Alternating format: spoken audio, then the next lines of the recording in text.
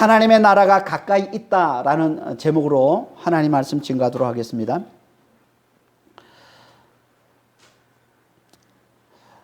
앞에서 예수님이 우리를 구원하실 메시아요 하나님의 아들 되심을 반복해서 소개하고는 이제 오늘 본문부터 예수님의 공생애, 곧 예수님의 메시아 사역으로 바로 들어갑니다. 그게 이제 오늘 본문 말씀인데요. 14절 한번 보겠습니다. 요한이 잡힌 후 예수께서 갈릴리에 오셔서 하나님의 복음을 전파하여,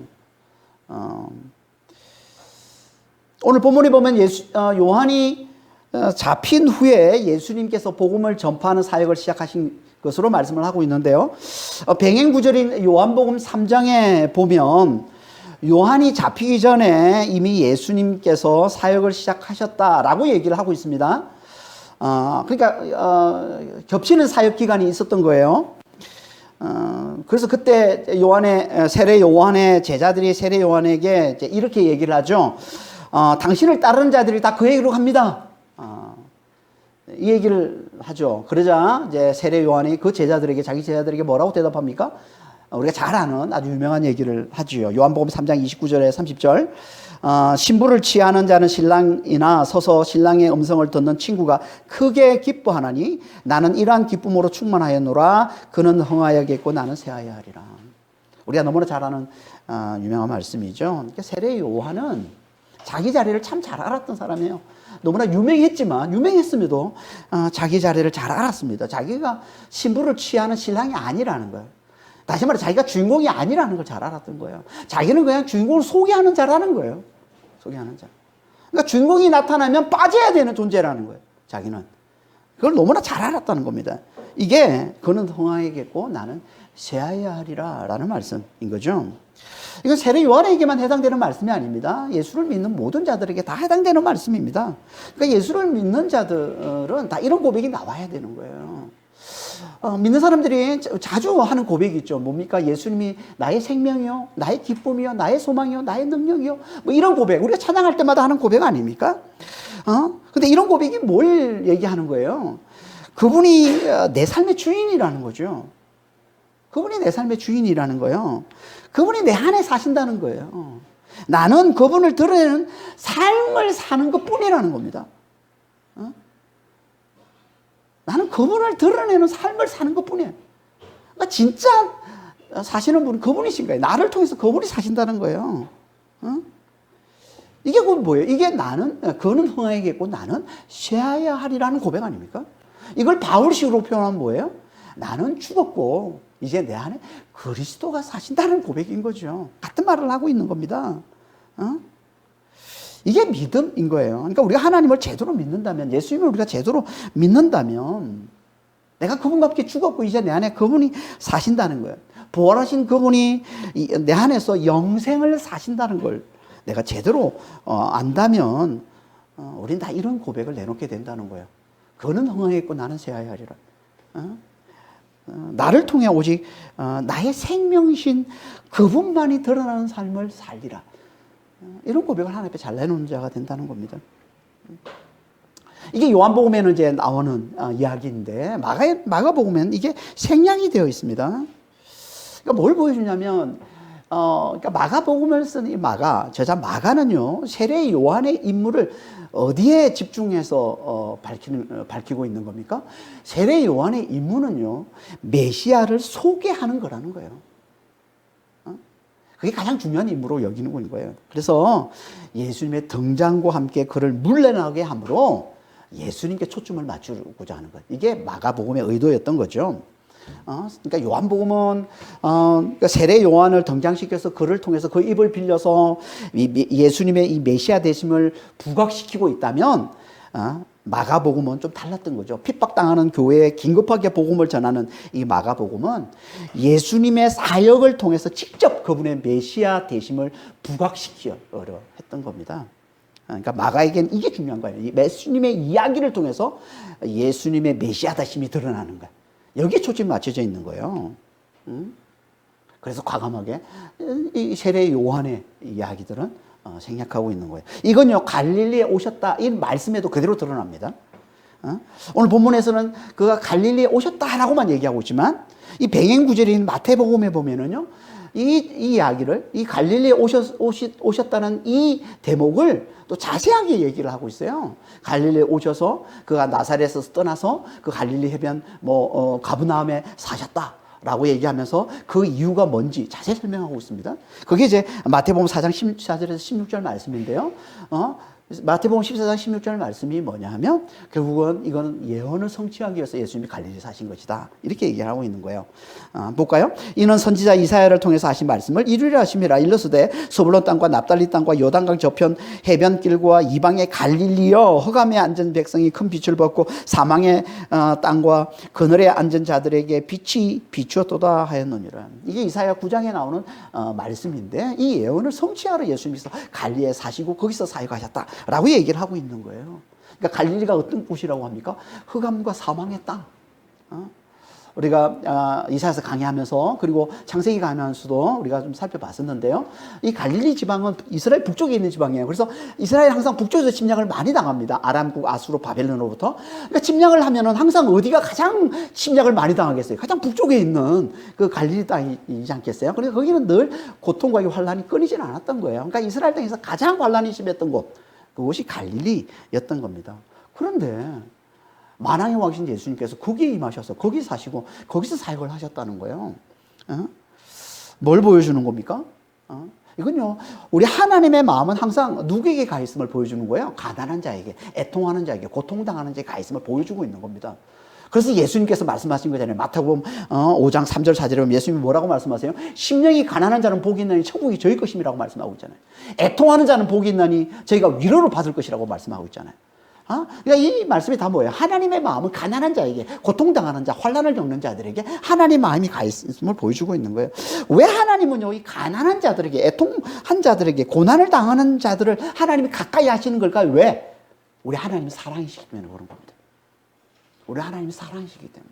그러니까 다시 말해서 우리 하나님은요, 사랑이 많으시고 긍휼이 많으신 분이시기 때문에 그분은 죽은 자를 살리고 없는 것을 있게 하시고 약한 자를 강하게 하시는 것 통해서 그 기쁨을 누리시는 분이에요. 여러분, 사랑이 많은 자는요, 긍휼이 많은 자는요, 연약한 자를 도와주고 연약한 자들을 강하게 해주고 없는 자를 있게 해주고 하는 걸 통해서 기쁨을 누리고, 우리 하나님은 거기서 기쁨을 누리시는 분이에요. 이게 하나님의 사랑이 하나님의 사랑이다라는 의미라는 겁니다. 그리고 또 한 가지, 그분이 가난한 자들, 고통당하는 자들 가까이 하시는 이유는 우리가 육체를 자랑하지 않고 하나님을 자랑하기를 원하시기 때문에 그런 겁니다. 우리 육체를 자랑하죠. 하나님을 자랑하게. 그래서 고린도서 1장 27절 이하에 보면 하나님께서 뭐라고 말씀하십니까? 약한 자를 택하여 강한 자를 부끄럽게 하시고, 없는 자를 택하여 있는 자를 부끄럽게 하시고, 미련한 자를 택하여 지혜로운 자를 부끄럽게 하신다고 말씀하시는 거예요. 다 그 이유가 뭐라고요? 육체를 자랑하지 않도록 하려고. 그러니까 우리 하나님은 가난한 심령으로 하나님을 간절히 찾는 자에게 구원을 베푸시는 하나님이시다 라고 얘기를 하고 있는 겁니다. 이게 그분이 갈릴리에 오셨다, 갈릴리에 사셨다, 갈릴리에서 사역하셨다라는 이 말씀 속에 담겨있는 의미인 거예요. 하지만 마가는 이걸 다 생략하고 그냥 갈릴리에 오셨다라고만 얘기하고 있어요. 마가는. 왜요? 마가는 오직 예수님의 사역에만 집중합니다. 예수님의 사역이 중요했기 때문에 그러니까 마가에게는. 그래서 다른 거 다 생략하고 예수님의 사역에만 집중하는 거예요.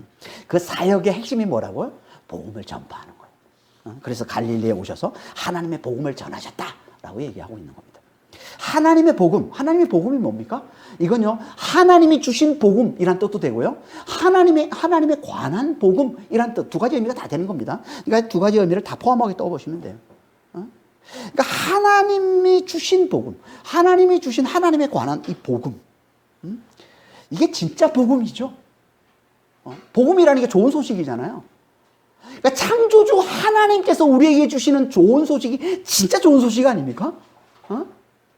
이 복음이라는 이 단어도 당시에는 함부로 쓰지 않고 이제 로마 황제의 탄생이나 아니면 전쟁에서의 승리 같은 이런 세계사의 변화를 가져다 주는 이 큰 좋은 소식을 나타낼 때 쓰긴 했지만, 그 세계사의 변화 정도가 아니라 그거보다 훨씬 더 큰 영원한 변화를 가져다 주는, 다시 말해서 하나님이 주시는 영원한 구원을 누리는 이 새로운 세상이 열렸음을 전하는 진짜 좋은 소식, 이게 창조주 하나님께서 우리에게 전하시는 하나님의 복음이라는 겁니다. 이게 진짜 복음인 거죠. 예수님이 이걸 전하셨다라고 얘기하고 있어요. 이게 하나님의 복음. 이 말은 곧 무슨 말이겠어요? 예수님께서 이 하나님의 복음을 잘 알고 누리셨음을 보여주는 거죠. 이게. 여러분, 복음을 잘 알고 누리는 자가 복음을 전하는 겁니다. 제대로 전하는 겁니다. 복음을 내가 잘 알지도 못하고 잘 누리지 않는데 어떻게 복음을 전합니까? 그러니까 예수님께서 하나님의 복음을 전했다는 것은 이 하나님의 복음을 잘 누리셨다는 거예요. 예수님께서. 요한복음 17장에 보면요, 예수님은 하나님의 영원한 구원과 다스림의 영광을 잘 아셨다라고 말씀을 하고 있습니다. 17장 5절입니다. 요한복음 17장 5절. 아버지여, 창세전에 내가 아버지와 함께 가졌던 영화로서 지금도 아버지와 함께 나를 영화롭게 하옵소서. 예수님은 창세전에 아버지와 함께 누렸던 영광을 아셨던 거예요. 그걸 기억하고 그걸 알고 계세요. 아버지와 함께 누렸던 영광. 그 영광이 뭐겠어요? 하나님의 영원한 구원과 영원한 다스림 가운데 있는 그걸 누리는 영광이겠죠. 그 영광을 예수님이 아셨던 거예요. 그리고 이제 그 영광을 세상에 있는 당신 백성들도 당신 안에서 함께 누릴 수 있도록 하기 위해서 이 땅에 오신 거죠. 이분이 예수님이신 겁니다. 그러니까 하나님의 영원한 구원과 다스림이 있는 이 새로운 세상이 열렸다라는 이 하나님의 복음은 그 영광을 누리면서 그 복음을 이루러 오신 예수님과 이 복음을 듣고서 그 영광을 누리게 된 자들만 전할 수 있는 거죠. 이 하나님의 복음은. 이 하나님의 복음을 또 다른 말로 한마디로 뭐라고 얘기하는 줄 아십니까? 이게 하나님의 나라인 겁니다. 하나님의 나라. 그래서 예수님이 이 복음의 내용을 이렇게 말씀하고 있는 거예요. 15절에 이르시되 때가 찼고 하나님의 나라가 가까이 왔으니 회개하고 복음을 믿으라. 이게 복음의 내용인데요. 이 복음의 내용에는 두 가지 선언과 두 가지 권고가 담겨 있습니다. 두 가지 선언 중에 첫 번째 선언이 뭐예요? 때가 찼다라는 말이죠. 때가 찼다. 성경에서는 때, 시간을 나타내는 용어가 두 가지가 있습니다. 하나는요, 세상의 일반적인 시간을 말하는 크로노스라고 하죠. 이거는 우리가 항상 시간을 얘기할 때 과거, 현재, 미래로 흘러가는 이 수평적 시간을 얘기하는 거고요. 그리고 또 한 가지 시간이 있는데 그건 하나님의 특별한 시간을 말하는 카이로스라고 합니다. 카이로스. 이거는 하나님의 정한 때, 하나님의 정한 때를 말하는 수직적인 시간이에요. 그러니까 크로노스는 수평적이고 카이로스는 수직적인 시간인 겁니다. 그러니까 여기 나오는 이 단어, 때라는 이 단어는 카이로스입니다. 카이로스. 그러니까 하나님의 정한 때를 말하는 거예요. 그러니까 때가 찼다는 건 무슨 말이겠어요? 구약에서부터 하나님의 말씀하신 하나님의 정한 때가 있는데 그 때가 찼다. 이제 그 때가 이루어졌다. 이런 말이겠죠. 지금 그렇죠? 그게 뭘까요? 구약에서부터 하나님 계속 말씀해 오신 하나님의 이 정한 때. 그건 하나님께서 세상을 심판하시고 당신 백성을 구원하시는 때를 얘기하는 겁니다. 구약에서 계속 얘기하잖아요. 그날에. 그날이 되면, 그날이 오면. 이렇게 구약에서 계속 얘기하고 있잖아요. 하나님 세상을 심판하시고 당신 백성을 구원하시는 때를 말하는 거예요. 이 날은 곧 또 무슨 때이기도 합니까? 이게 종말의 때인 거죠. 종말의 때. 그래서 성경에서 신약에서 예수님이 오신 이때를 자주 어떻게 표현하고 있냐면 마지막 때 말세 이렇게 표현하고 있는 겁니다. 마지막 때 말세. 그러니까 우리는 지금 2000년 동안 말세를 살고 있는 거예요. 때가 찬 말세. 마지막 때를 2000년 동안 살고 있는 겁니다. 왜 하나님께서 말세를 이렇게 오래 끌고 가시는 걸까요? 대체 왜 이렇게 오래 끌고 가실까요? 그 답이 베드로후서에 나와 있습니다. 베드로후서에도 보면요, 이미 말세가 지나갔다면서 하나님 말씀을 조롱하는 자들이 그 당시에도 벌써 이미 많이 있었어요. 그래서 사도 베드로가 교회에게 그 미혹에 넘어가지 말라고 하면서 이제 전해주는 이제 복음이 이제 베드로후서인데, 베드로 3장 8절 9절에 보면 이렇게 얘기합니다. 사랑하는 자들아, 주께는 하루가 천년 같고 천년이 하루 같다는 이 한 가지를 잊지 말라. 주의 약속은 어떤 이들이 더디다고 생각하는 것 같이 더딘 것이 아니라 오직 주께서는 너희를 대하여 오래 참으사 아무도 멸망하지 아니하고 다 회개하기에 이르기를 원하시느니라. 그러니까 말세가 오래 지속되는 이유가 뭐라는 거라는 거예요. 지금 하나님께서 당신 백성들 모두가 회개에 이를 때까지 오래 참으시기 때문에 그런 거라는 거예요.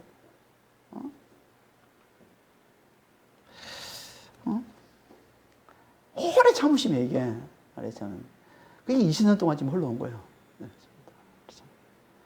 그러니까 하나님 백성들이, 이 세상에 있는 하나님 백성들이 다 회개하게 되면 그때가 말세가 끝나는 거예요. 그러면 예수님이 다시 오셔서 최종 심판과 구원이 이루어지는 겁니다.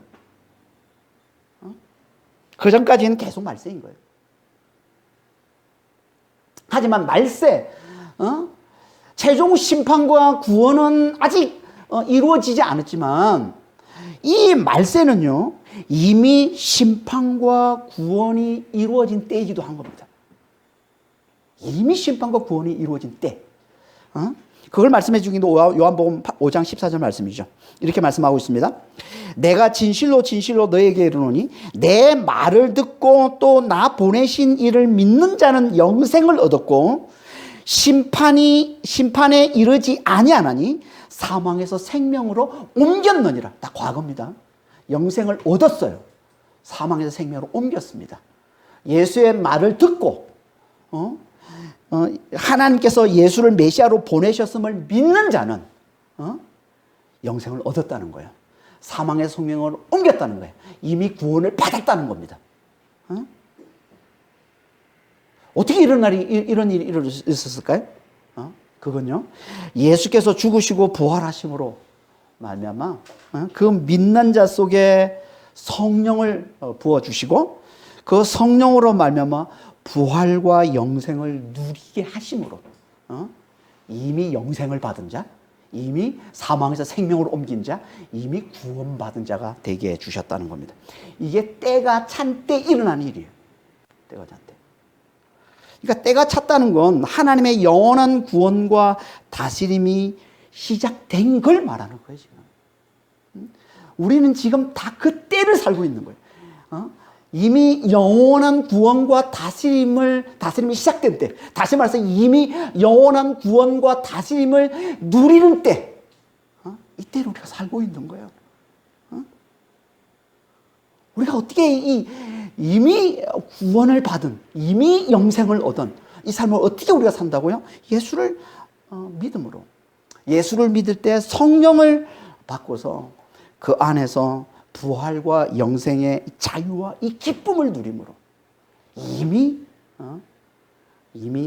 구원을 받은 삶을 살고 있는 겁니다. 이게 때가 찬 때인 거예요. 그러니까 이미 구원이 시작된 때인 거예요. 이걸 또 다른 말로 표현하고 있는 게 복음의 두 번째 선언인 하나님의 나라가 가까이 왔다라는 말씀이에요. 하나님 나라가 가까이 왔다. 하나님의 나라. 하나님 나라가 뭡니까? 나라라는 이 말은요, 왕국, 왕의 다스림, 왕의 통치를 말하는 단어예요. 이 단어는. 그러니까 이건 하나님이 왕이 되셔서 다스리시는 하나님의 통치를 말하는 겁니다. 물리적인 어떤 특정 장소를 말하는 게 아니라 하나님의 다스림, 하나님의 통치 아래, 통치가 이루어지는 모든 곳, 또 모든 사람을 말하는 용어가 하나님의 나라인 거예요. 그래서 성경에서는 하나님의 나라, 하나님의 백성을 같은 의미로 쓰는 거예요. 하나님의 통치가 이루어진 사람들, 이들이 하나님의 백성들이에요. 하나님의 다스림을 받는 사람들, 이들이 하나님의 백성들인 거예요. 이게 하나님의 나라라고 하는 겁니다. 하나님의 다스림이 이루어진다? 무슨 말이에요? 하나님의 다스림을 받는다? 무슨 말일까요, 이게? 이건요, 하나님의 뜻이 이루어지는 걸 얘기하는 겁니다. 그러니까 하나님 나라를 산다. 하나님의 다스림을 받는다. 이 말은 다른 말로 하면 하나님의 뜻이 이루어지는 삶을 산다는 겁니다. 그래서 주기도문에서, 우리 잘 알잖아요, 주기도문. 주기도문이 어떻게 기도하고 있습니까? 나라가 임하시오며, 하나님의 뜻이 하늘에서 이루어진 것 같이 땅에서도 이루어지사이다. 이렇게 우리가 기도하고 있죠. 이 기도는요, 강조를 위해서 같은 말을 반복하고 있는 거예요. 그래서 병행 구절인 누가복음에 보면, 누가복음의 주기도문은요, 나라가 임하시오며 이것만 기도합니다. 나라가 임하시오며. 그러니까 나라가 임한다는 게 꼭 뭐라는 거예요? 하나님의 뜻이 이루어지는 거라는 거예요. 하나님의 다스리는다는 거, 하나님의 다스림을 받는다는 거, 하나님의 뜻이 이루어지는 걸 얘기하는 거예요. 그러니까 하나님의 나라가 임한다는 건, 임하는 건 곧 하나님의 뜻이 이루어지지 않는 곳에 하나님의 뜻이 이루어지는 걸 얘기하는 겁니다. 세상에서 하나님의 뜻이 이루어지지 않는 곳은 한 군데밖에 없습니다. 어딜까요? 사람입니다. 사람입니다. 세상의 다른 모든 피조물들은 다 하나님의 뜻대로 행하고 하나님의 뜻대로 움직입니다. 오직 사람만이 하나님의 뜻을 거역하고 자기 뜻대로 살아가는 겁니다. 자기가 왕이 되어서 자기 나라를 사는 거예요. 그렇잖아요. 우리는 다 자기 뜻이 이루어지는 게 자기 나라거든요. 우리는 자기 나라를 사는 거예요. 다. 이게 세상인 거죠. 이런 세상에서 가장 중요한 기도 제목이 뭔지를 보여주고 있는 게 이게 주기도문입니다. 가장 중요한 기도 제목이 뭐라고요? 주의 나라가 임하는 거예요. 주의 뜻이 하늘에서 이루어진 것 같이 땅에서도 이루어지는 거라는 겁니다. 그러니까 우리도 이걸 가장 중요한 기도 제목으로 붙들고 기도해야 되겠죠. 하나님의 뜻이, 주의 나라가 임하시오며 하나님의 뜻이 하늘에서 이루어진 것 같이 땅에서 이루어지. 이걸 가장 중요한 기도 제목으로 삼아야 돼요. 하나님의 뜻이 뭐예요? 우리 모두를 향한 하나님의 뜻이 뭡니까? 그건 우리가 잘 알고 있듯이 예수를 믿고 우리가 구원을 받아서 하나님께 순종하는 삶을 사는 거예요. 이걸 요한복음으로 표현하면 우리가 예수를 믿음으로 죄와 사망에서 해방되어서 영생을 누리며 서로 사랑하는 삶을 사는 겁니다. 이게 하나님의 뜻이 이루어지는 거예요. 그러니까 우리는 늘 자신과 다른 사람들이 이 하나님의 뜻을 이루는 삶을 잘 살도록 제일 먼저 이걸 위해서 기도해야 되는 거예요. 이걸 위해서 간절히 기도해야 된다는 거예요.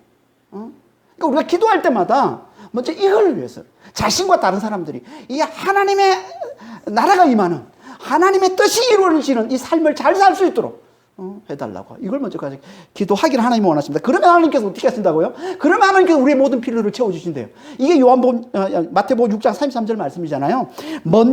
너희는 먼저 그의 나라와 그의 의를 구하라. 그리하면 이 모든 것을 너에게 더하시리라. 그러니까 우리가 먼저 하나님 나라를 구하면 하나님께서 우리의 필요를 채워주신다고 말씀하고 있는 겁니다. 그러니까 하나님 나라를 구하는 게 너무 중요한 거예요.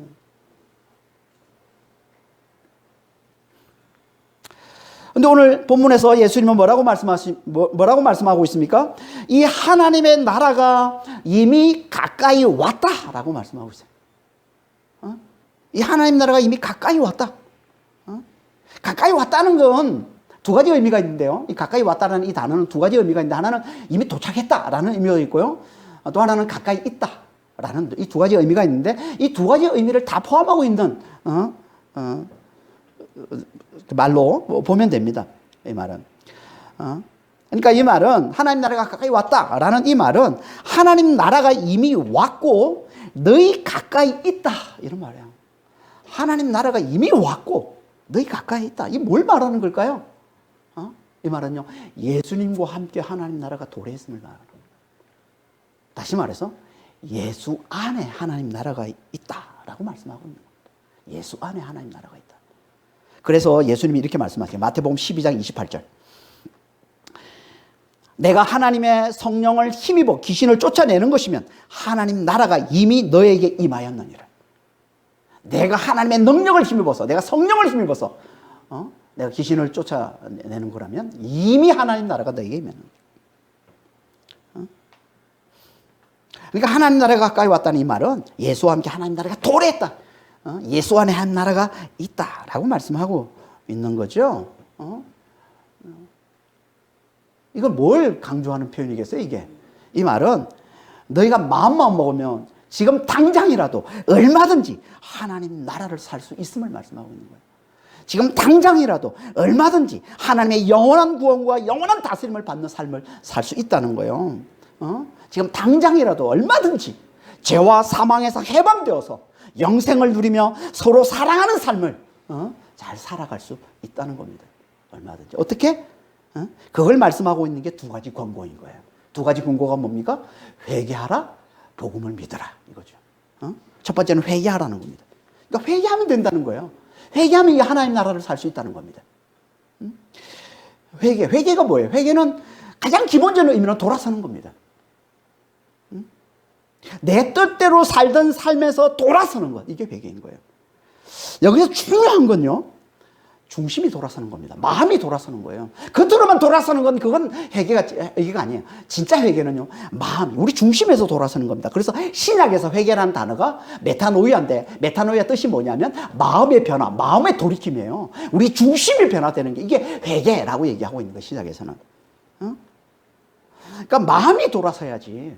우리 마음에 가장 큰 영향을 주는 이 생각이 바뀌어야지, 이 가치관이 바뀌어야지 진짜 회개라는 겁니다. 마음이 새롭게 돼야, 이 생각이 새롭게, 이 가치관이 새롭게 변화돼야 이게 진짜 회개라는 거예요. 그래서 로마서 12장 2절에 보면 너희는 이 세대의 풍습을 따르지 말고 마음을 새롭게 함으로 변화를 받아 하나님의 기뻐하시고 선하시고 온전한 뜻이 무엇인지 분별하라 라고 얘기를 하는 겁니다. 그러니까 이 마음이 바뀌어요. 이 생각이 바뀌어요.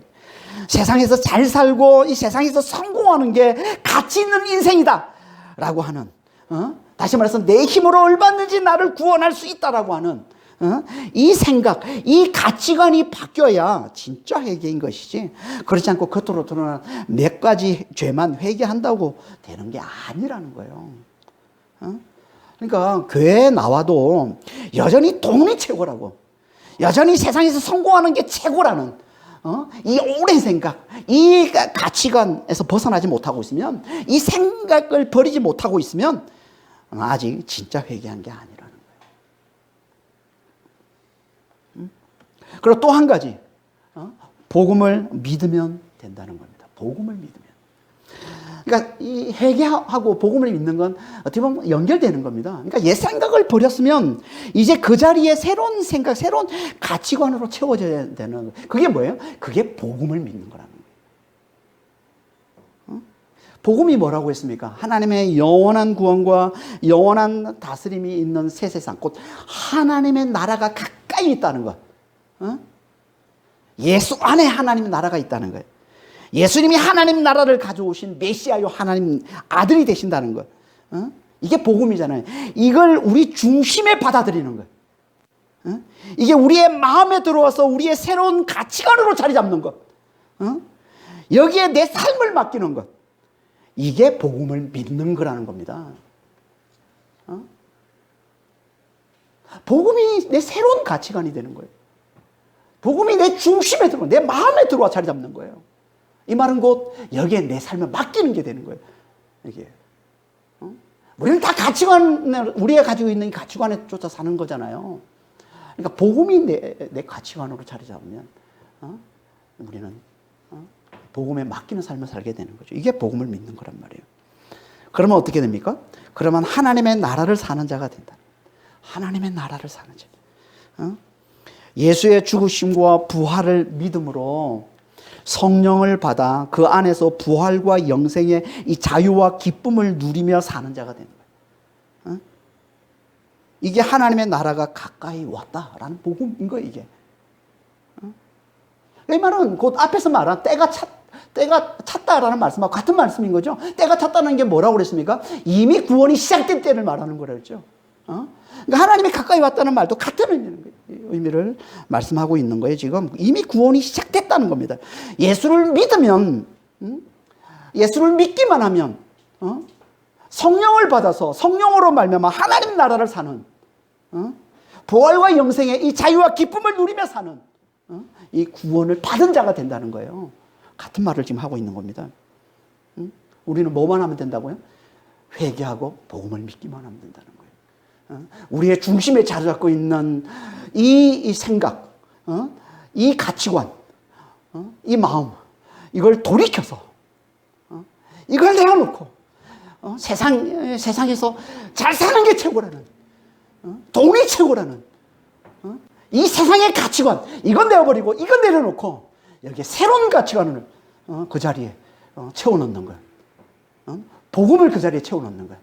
하나님 나라가 임했다는 이 복음을, 예수 안에 하나님 나라가 있다는 이 복음을 그 자리에 채워넣는 거예요.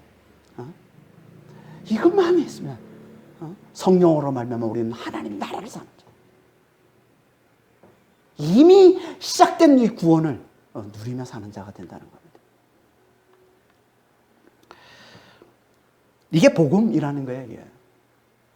15절 이 말씀은 복음의 핵심, 그러니까 복음의 엑기스를 전하고 있는 겁니다. 이렇게 복음을 선포하고는 그분이 제일 먼저 하시는 일이 뭐예요? 제자를 부르는, 제자를. 그게 16절 이하의 말씀이죠. 16절 18절 보겠습니다.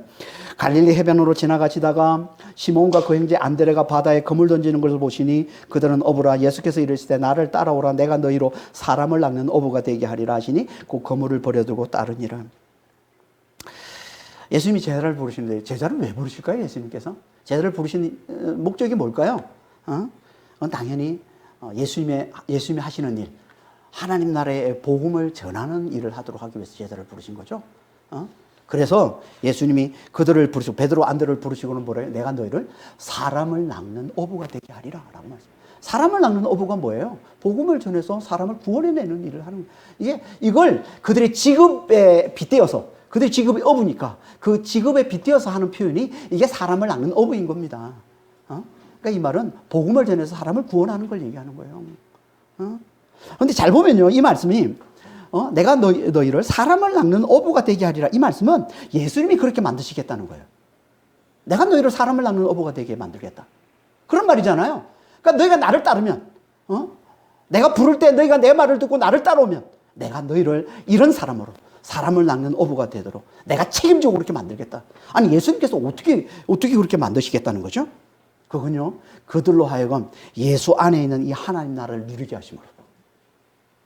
그래서 예수님께서 제 아들을 부르실 때 부르시는 목적을 말씀하시는데요, 전도보다 더 중요한 걸 교제라고 말씀하시는 겁니다. 마가복음 3장 13절에서 15절입니다.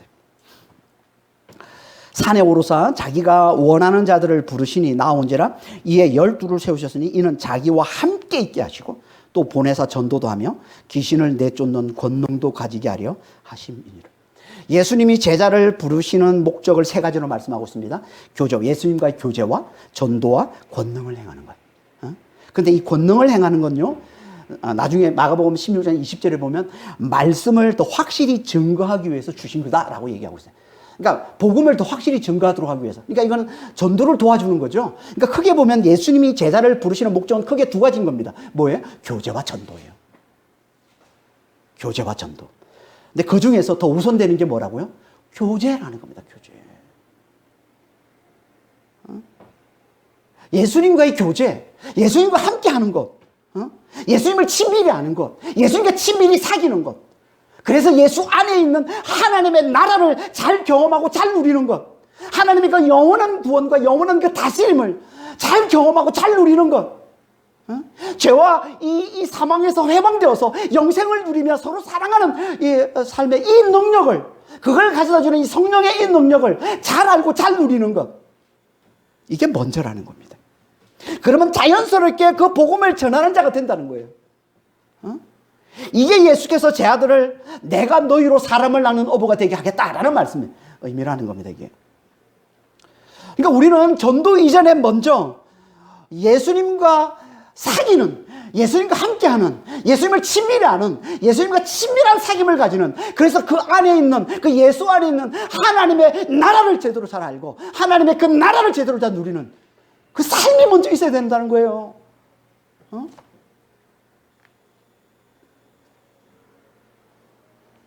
그래야 우리가 자연스럽게 그 나라의 그 복음, 내가 그 나라를 누리면 그 예수 안에 있는 하나님의 나라, 영원한 하나님의 영원한 구원과 영원의 다스림이 있는 그 새 세상이 펼쳐진 그 나라, 예수를 믿음으로 말미암아 성령이 우리에게 임하셔서 성령으로 말미암아 누리는 이 부활과 영생의 그 자유와 그 기쁨과 그 평안과 그 안식을 내가 누릴 때 이게 하나님 나라를 사는 것, 이게 하나님 나라를 내가 누리는 거거든요.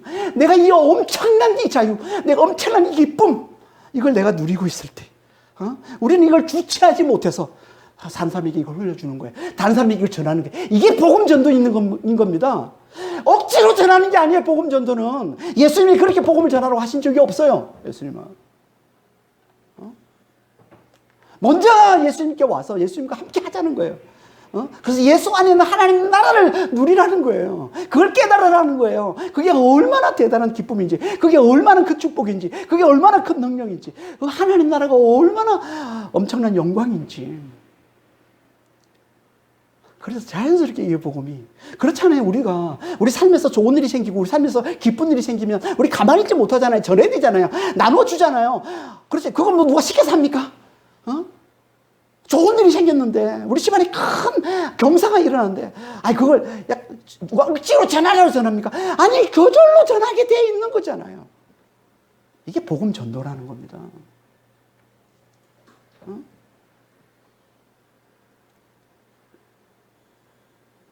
이게 예수님께서 우리를 제자로 부르시는 목적이라는 거예요. 그러니까 우리가 전도를 제대로 잘 하지 못하는 이유가 뭐라는 거예요? 예수님과 함께하는, 예수님과 이 사귐이 약하기 때문에 그런 거예요. 예수님과 친밀히 사귀는, 그래서 제가 이걸 강조하는 겁니다. 예수님이 내 안에 계시다는 걸 잘 알아보고 내 안에 계시는 예수 그리스도에게 집중하는 것, 이걸 예수님이 친밀히 알고 예수님이 친밀히 사귀는 거란 말이에요. 그러면 성령께서 어떻게 하신다고요? 성령께서 예수 그리스도가 얼마나 크신 분인지, 그분이 얼마나 큰 능력이고 그분이 얼마나 큰 영광인지, 그걸 성령께서 우리에게 나타내 보여주는 거예요. 그분이 만왕의 왕이심을, 하늘과 땅을 다스리는 분이심을, 죽은 자를 살리는 놀라운 능력으로 우리를, 죄인이었던 우리가 죄 가운데 있을 때 이미 우리를 너무나 사랑하셔서 독생자를 내오시는 엄청난 사랑과 엄청난 능력으로 우리와 함께 하시고 우리를 지키시고 우리를 돌보시고 우리를 책임지시는 우리의 주님이신 것을 성령께서 깨우쳐 주신단 말이에요. 이게 하나님 나라를 누리는 겁니다. 이게 우리 안에 있을 때 이게 전하게 되는 거예요. 전하게 되는 겁니다.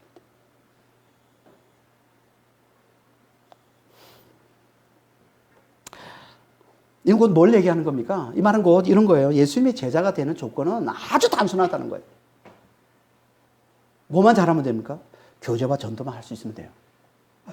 예수님과 교제하는 거, 이거 할 수 있고, 예수님 교제하고, 그리고 그 예수님 안에 있는 그 하나님 나라, 그걸 경험하고, 그걸 전할 수만 있으면 된다는, 이 말은 그 누구예요? 그 누구라도 할 수 있는 거잖아요. 예수님을 사귀고, 그래서 그 나라를 정원하는, 이런 누구라도 할 수 있는, 그러니까 누구라도 다 예수님의 제자가 될 수 있으면 보여주고 있는 겁니다. 그런데, 그 중에서 예수님과의 교제를 더 잘할 수 있는 자들이 있다는 거예요. 그들이 누굴까요? 자기 지혜를 자랑하지 않는 자입니다. 자기 지혜, 자기 힘을 자랑하지 않는 자입니다. 자기 지혜를 자랑하는 자들은요, 어줍지 않은 이 인간의 이 지혜, 인간의 이 지식, 이걸 대단시해서 하나님의 복음을 판단하기가 쉽기 때문에. 그러면 예수님과 함께 하는 게 어려운 거예요. 예수님은 하나님이 지혜를 전하시는 분인데 그 예수님과 함께 하기가 어려운 거예요. 그래서 마태복음 11장 25절에 뭐라고 그러냐면 아버지여 이걸 슬기로운 자들에게 숨기시고 어린아이들에게 나타내 주심을 감사합니다. 예수님의 기도예요. 예수님이 뭐라고 기도하시면 이 복음을 슬기로운 자들에게는 숨기시고, 슬기로운 자가 누구예요? 자기를 지혜롭다고 생각하는 그들에게는 하나님이 숨기시고 어린아이들에게 나타내 주심을 감사합니다 라고 얘기하고 있는 겁니다. 그러니까 자기 지혜를 자랑하고 자기 지혜를, 인간의 지혜를 대단시하는 사람은 하나님의 이 복음을 들을 때, 하나님의 이 지혜를 들을 때 이걸 판단하기가 쉬운 거예요. 그러니까 예수님과 함께, 예수님과 친밀한 교제를 나누기가 어려운 거죠. 그래서 예수님께서 첫 제자들로 뛰어난 학자들을 부르시지 않고, 그렇잖아요. 아니 우리 같으면 예수님이, 아니 그분이, 아니 좀 더 하나님 나라를 세우는 그 정말 중요하다면 뛰어난 학자들을 부르셔서 그들을 통해서 세우면 더 영향력을 더 많이 미치고 더 확실할 텐데, 왜 예수님이 어부들, 못 배운 자들, 나중에 이 사도행전 5장에 보면, 4장 5장에 보면 놀리잖아. 이 바리새인들하고 이 제사장들이 베드로가 복음을 전하는 거 보고 놀라지 않습니까? 뭐라고 놀라요? 아니 학문이 없는 저들이 이걸 어떻게 알지? 이거 왜 하나님께서 이렇게 어려운 게, 예수님께서 이 어려운 길로 못 배운 자들을 이게 데리고서 제자로 삼으지? 어?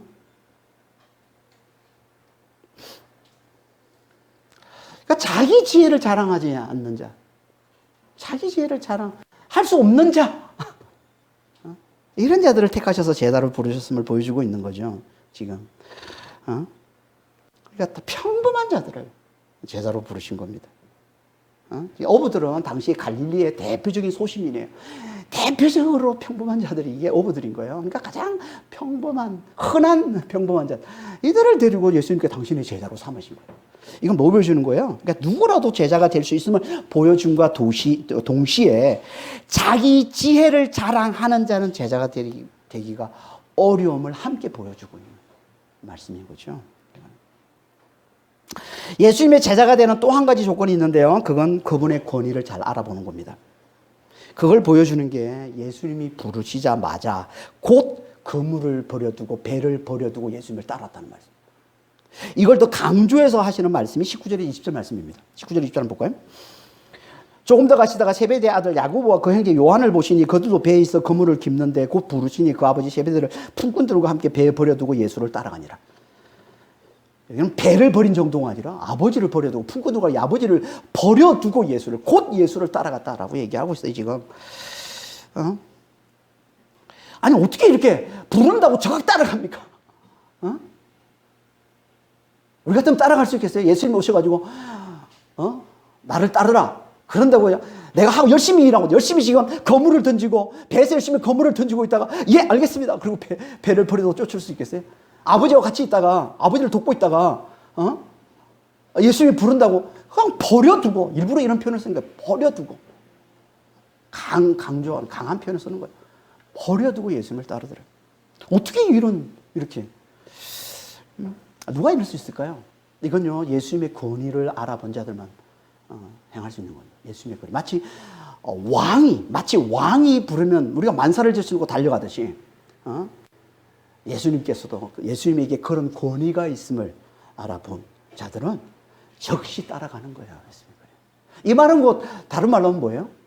지금 제자들은 이게 예수님을 처음 만난 게 아님을 나타내는 겁니다. 이게 베드로와 안드레, 요한과 야고보와 예수님을 처음 만난 때가 아닌 거예요. 이때가. 이전에 먼저 이들은 예수님을 만났어요.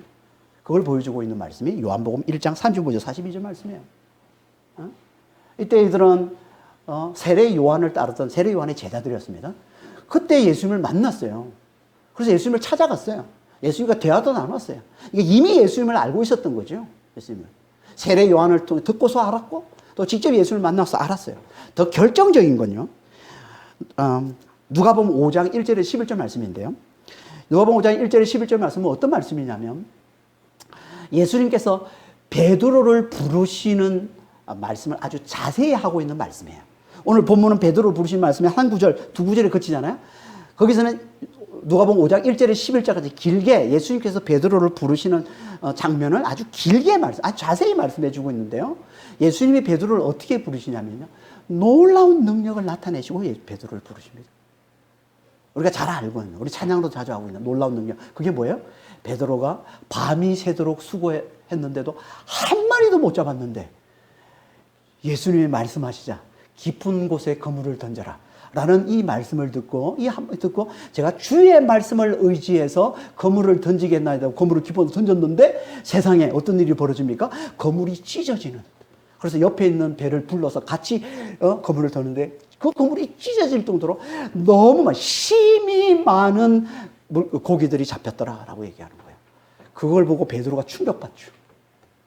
베드로가 충격받고 그 주님이 하나님이심을 알아봅니다. 그래서 그분 앞에 엎드려서 저는 죄인이 오니 제게서 떠나소서라고 고백하는 거예요. 그리고 그때 예수님께서 콜링하신, 부르신 게 오늘 본문에 나온 이 말씀이에요. 내가 너희를 사람을 낚는 어부가 되게 하려니 나를 따르라 라고 얘기하자 베드로가 즉시 예수님을 따랐다라고 말씀하고 있습니다. 이게 누가복음 5장 1절 11절 말씀이에요. 그러니까 뭘 얘기해 주고 있는 거예요? 지금 이 제자들은요, 예수님의 권위를 아는 거예요. 예수님이 하나님의 아들 되심, 만물을 다스리시는, 아니, 그분의 한마디면 세상에 없던 물고기가 그 갈릴리 호수에 그 널려있는 고기만, 하지만 베드로가 한 마리도 밤이 새도록 잡아도 그 전문가가, 아니, 베테랑이잖아요. 어부 전문가잖아요.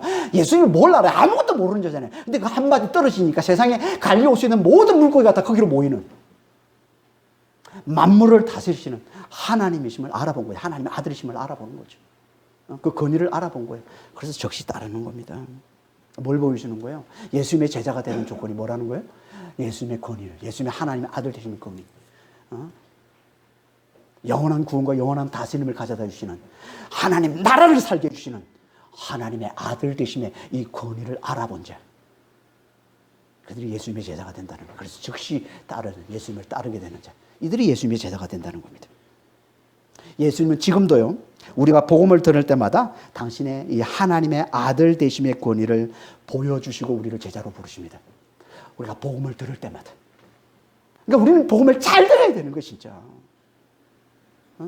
복음 속에는 다 예수님의 하나님의 아들 되심의 권위가 담겨 있는 거예요.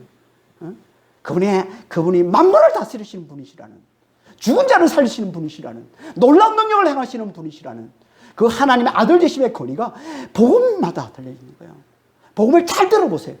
그러면 성령께서 그걸 나타내 주세요. 그걸 보여 있는 하나님의 아들 되심의 권위를 성령께서 나타내 보여주신단 말이에요. 그래서 우리는 말씀을 들을 때마다 늘 성령과 함께 말씀을 들어야 되는 거예요. 그래서 말씀을 들을 때 기도하면서 말씀을 듣는 거예요. 여러분, 말씀을 듣는 거 빨리, 말씀을 빨리 읽고 내용을 빨리, 하나도 중요하지 않습니다. 말씀은. 많은 사람들이, 그러니까 저는 성경 일독하고 우리가 성경을 모르는 사람들이 성경 일독 한 번 하는 건 제가 권장을 하지만 성경을 일독하고 어느 정도 성경을 알았으면요, 그 다음부터 우리가 해야 될 건 말씀을 천천히 읽기 연습을 해야 됩니다. 천천히 읽기. 성령과 함께 말씀을 읽기 연습을 해야 돼요. 한 구절 나가는데 하루가 걸리는 연습을 해야 되는 겁니다. 이게 제대로 말씀을 읽는 거예요. 이거 우리가 복음을 들을 때 그 복음 속에 반드시 성령께서 예수님의 하나님 아들 되심의 권위를 우리에게 나타내 보여준다는 것을 잘 알고, 그렇게 복음을 들어야 되는 거예요. 그걸 맛봐야 되는 거예요. 성령께서 나타내 주시면 그걸 맛봐야 되는 거예요. 아, 예수님이 이렇게 능력이 많으시고, 예수님이 하나님 아들 맞구나. 예수님이 우리에게 하나님 나라를 살게 해주시는 맞구나. 우리는 복음을 들을 때마다, 예수님 이야기를 볼 때마다 이걸 듣는 자가 되어야 된다는 거예요. 그래야 우리가 즉시 예수를 따르는, 예수님과 늘 친밀히 예수님과 함께하며 그 복음을 세상에 잘 흘려주는 이 제자에 대한 삶을 잘 살아갈 수 있다는 겁니다. 우리 하나님은 우리 모두에게 원하시는 삶이 이 삶이에요. 이 제자된 삶. 그래서 마태복음 28장 19절 20절에 이렇게 말씀하고 있는 겁니다. 너희는 가서 모든 족속을 제자로 삼아 아버지와 아들과 성령의 이름으로 세례를 주고 내가 분부한 모든 것을 가르쳐 지키게 하라. 내가 세상 끝날까지 항상 너희와 함께 하리라. 너희는 모든 족속을 제자 삼아. 하나님이 원하시는 게 뭐예요? 모든 사람들이, 모든 족속이 다 예수의 제자 되기를 하나님 원하시는 겁니다. 제자 되기를 원하시는 겁니다. 예수님과 늘 함께하며 예수님을 친밀히 사귀며 예수 안에 있는 하나님의 그 나라를 발견하고 경험하고 누리는 삶을 살고, 그래서 그 기쁨이 넘쳐나서 그 다른 사람들에게 그 하나님 나라의 그 복음을 자연스럽게 전할 줄 아는 예수의 제자된 삶을 살기로 원하시는 거예요. 그러려면 어떻게 해야 된다고요? 우리가 회개하고 복음을 잘 믿어야 되는 거죠. 그걸 다시 말해서 자기 지혜를 자랑하지 않고 하나님 나라의 이 복음을 잘 듣는 자가 되어야 된다는 겁니다. 예수 안에 하나님의 나라가 있다는 이 복음을 잘 듣는 자가 되어야 돼. 하나님의 영원한 구원, 영원한 다스림이 예수 안에 있다는, 예수를 믿으면 성령께서 그 하나님 나라를 누리게 해주신다는, 그 부활과 영생의 그 자유와 그 기쁨, 그 안식을, 그 평강을 누리게 해주신다는 이 하나님 나라의 복음을 잘 듣는 자가 돼야 성령께서 우리에게 그 나라를 맛보여 주시는 거예요. 그 하나님 나라를 살게 해주시는 거란 말이에요. 이게 하나님 나라가 가까이 온 거다. 이게 때가 찬 것이고 이게 하나님 나라가 가까이 온 거라. 누구라도 예수만 믿으면 예수 안에서 하나님 나라를 사는 자가 된다는 말씀, 이 말씀을 하고 있는 게 하나님 나라가 가까이 왔다는 겁니다. 이걸 알고 이걸 경험하고 이걸 누리고 이걸 발견하고 즉시 예수를 따르는 자, 그래서 예수님과 함께하고 늘 예수님을 친밀히 사귀면서 그 나라를 누리고 그 하나님 나라를 누리면서 자연스럽게 그걸 세상에 전파하는 자, 이게 제자 된 삶을 사는 겁니다. 그런 삶을, 이 제자 된 삶, 하나님이 기뻐하시는, 하나님을 원하시는 이 제자 된 삶을 잘 사는 그런 믿음의 성도들이 다 되시길 예수님으로 축원합니다. 기도하겠습니다. 하나님 아버지, 하나님은 우리에게 하나님 나라의 복음을 전해주시니 너무나 감사합니다. 하나님 나라의 복음이 가까이 있다고요. 이미 왔고 우리 가까이 있다고 주님께서 말씀해 주시니 감사합니다. 우리가 그냥 회개하고 그 복음을 믿기만 하면 우리가 하나님 나라를 사는 자가 된다고 말씀해 주시니 감사합니다. 정말 저희는 잘 회개하는 자가 되게 하시고 복음을 잘 믿는 자가 될 수 있도록 정말 우리의 마음에 우리 중심에 자리 잡고 있는 이 세상의 이 가치관, 여기서 돌아서서 이걸 내어버리고 그 자리에 복음을 받아들이는, 복음으로 채워넣는, 하나님 나라에, 예수 안에 하나님 나라가 있다는 이 복음, 예수를 믿으면 하나님 나라를 산다는 이 복음이 그 자리에, 그 우리의 중심에, 우리의 마음에, 우리의 생각에, 우리의 가치관에 그 자리, 이 복음이 채워지는 아버지 하나님, 그런 삶을 잘 살 수 있도록 저희를 축복하여 주시옵소서. 그래서 주님, 자기 지혜를 자랑하지 않고 하나님 나라의 이 복음을 잘 듣고 성령이 보여주시는 하나님 나라를 잘 체험함으로 아버지 하나님 그 권위를 알고 예수님의 권위를 알고 즉시 예수님을 따르는, 그래서 늘 예수님과 함께하는, 예수님과 친밀히 사귀는, 그래서 이 기쁜 소식을, 이 복음을 자연스럽게 다른 사람들에게 세상에 잘 흘려주는 아버지, 이 제자된 삶을 잘 사는 그런 믿음의 성도들이 다 될 수 있도록 저희를 축복해 주시고 주님 인도하여 주시옵소서. 감사하며 우리 주 예수 그리스도의 이름으로 기도합니다.